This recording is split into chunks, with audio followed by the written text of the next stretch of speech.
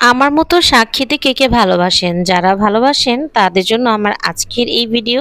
কারণ আজকে আমি দেখাবো এত মজা করে কিভাবে শাক রান্না করা যায়। তো চলুন দেখা যাক। ফ্ল্যাশব্যাক। হ্যালো গাইস, আসসালামু আলাইকুম, ইটস মি আখি। সবাই কেমন আছেন? আশা করি সবাই অনেক ভালো আছেন। তো এই যে দেখেন, আমি বাজার থেকে খুব সুন্দর দেখে ডাঁটা শাক নিয়ে আসছি। আর ডাঁটা শাকগুলো এতটাই কচি ছিল, এতটাই সুন্দর ছিল, না এনে পারলাম না। আর খুব খেতে মন চাচ্ছিল এভাবে করে ডাঁটা শাকটা রান্না করে খাবো। তো যেই ভাবা সেই কাজ। আর এই যে দেখেন ডাঁটা শাকটা কত সুন্দর করে কেটে নিচ্ছি। এইভাবে করে ডাঁটা শাকটা কেটে নিবেন, তাহলে কিন্তু এটা খুব সুন্দরভাবে রান্না হবে। আর এই যে দেখেন, মেন ইম্পর্টেন্ট যে জিনিসটা সেটা হলো শাকের ভিতরে কিন্তু অনেক ধুলোবালি ময়লা থাকে। শাকটা অবশ্যই ভালো করে ধুয়ে নিতে হবে। আমি শাকটা কিন্তু প্রায় 7 থেকে 8 বার কষলে কষলে এভাবে করে ধুয়ে নিয়েছি। তো এভাবে করে শাকটা ধুয়ে আমি ঝরাতে রেখে দিয়ে চুলাতে বসিয়ে দিব একটি কড়াই। কড়াইয়ের মধ্যে দিয়ে দিব পরিমাণ মতো তেল। তেল দিয়ে আমি এখানে দিয়ে দিব পেঁয়াজ কুচি। এটা একটা মাঝারি সাইজের পেঁয়াজ ছিল, সেই পেঁয়াজটাই দিয়ে দিয়েছি।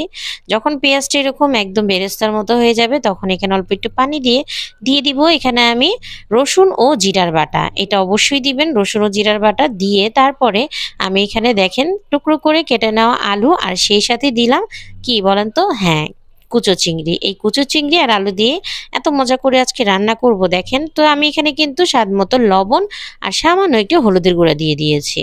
দিয়ে এখন আমি এখানে দিয়ে দিব কাঁচামরিচ। কাঁচামরিচটাকে এভাবে করে আমি ফালি করে দিয়ে দিব। দিয়ে এখন খুব ভালোভাবে নেড়ে চেড়ে আমি এটাকে হালকা একটু কষিয়ে নিব। তো যখন কষানো হবে তখন আমি সেই যে শাকগুলো ধুয়ে রেখেছিলাম পানি ঝরিয়ে, সেই শাকগুলো দিয়ে দিলাম।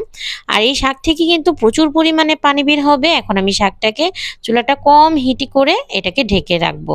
তো প্রায় আমি 3 মিনিট মধ্যেই দেখেন আমার শাকটা থেকে অনেক পরিমাণে পানি বের হয়ে গেছে। আর শাকটা কিন্তু অনেকটা নরমও হয়ে এসেছে। তো এই পর্যায়ে আমি শাকটাকে এভাবে করে একটু নেড়ে চেড়ে মিশিয়ে তারপরে আমি এটাকে আবারও ঢেকে দেব প্রায় 5 মিনিটের জন্য। 5 মিনিট পরে তখন এটা দেখেন আরও কিছুটা সিদ্ধ হয়ে যাবে। তখন আমি এটাকে আবারও একটু নেড়েচেড়ে দিব, কারণ শাকটা আসলে বারবার উল্টে পাল্টে নেড়েচেড়ে দিতে হবে, না হলে আলুটা ঠিকমতো সিদ্ধ হবে না। তো এই যে আমি আরও 5 মিনিট এটাকে ঢেকে রান্না করেছি। এখন আমি দেখতেছি যে আলুটা নরম হয়েছে কিনা। তো আলুটা কিন্তু এখানে খুব সুন্দরভাবে নরম হয়ে গেছে। এখন আর কিছুই না, আমরা শাকটা এই যে একটা সাইডে বলে রেখে দিয়ে সেই একই কড়াইতে আমি এখন কি করব বলেন তো, হ্যাঁ, যে কোনো শাক রান্নার আসল যে স্বাদ সেটা হলো বাগার দিব।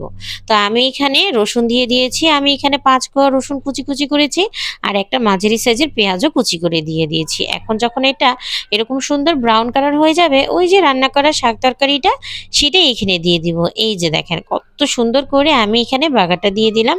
এখন এটাকে খুব সুন্দর করে বাগারটার সাথে মিশিয়ে নিব। মিশিয়ে নিয়ে তারপরে যেটা করব কি বলেন তো, হ্যাঁ, এই জিনিসটা অবশ্যই করবেন, সেটা হলো ধনিয়া পাতা। অবশ্যই একটু ধনিয়া পাতা এখানে অ্যাড করে দিবেন, কারণ এই ধনিয়া পাতাটা যখন আপনি এই শাক রান্নাটাতে দিবেন, তখন যে একটা এত সুন্দর ফ্লেভার হবে, পুরো শাকটার মধ্যে একটা খুব সুন্দর ধনিয়া পাতার ফ্লেভার ছড়াবে। সেই সাথে চিংড়ি মাছ, আলু আর শাক যে আসলে একটা গ্রান, সেটা তো থাকবেই।